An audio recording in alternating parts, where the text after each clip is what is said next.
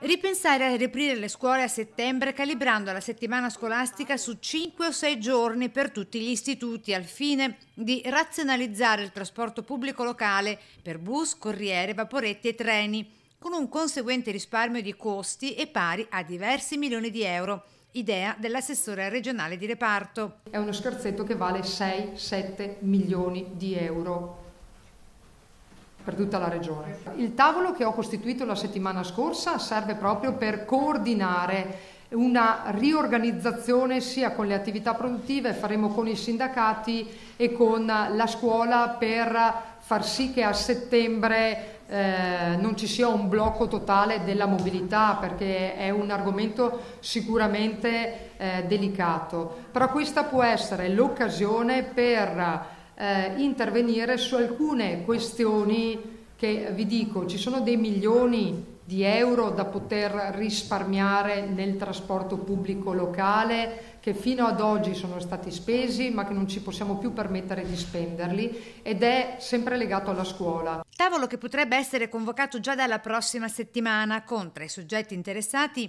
ANCI Veneto, Unione delle Province Regionali, la Città Metropolitana di Venezia e il Provveditorato all'Istruzione sempre regionale. Sicuramente, ed è stato inserito nel piano trasporti, la rivisitazione della legge 25 del 98 che aveva istituito gli enti di governo eccetera, è sicuramente da rivedere. Trasporto pubblico che con il lockdown e il mancato arrivo di turisti in tutto il Veneto vede un buco di 150 milioni di euro, cifra che riguarda in buona parte Venezia. 96 milioni che arrivano da biglietti ordinari, per lo più turistici. Quindi da qui capite che ACTV comprendo che da un punto di vista economico sia in difficoltà.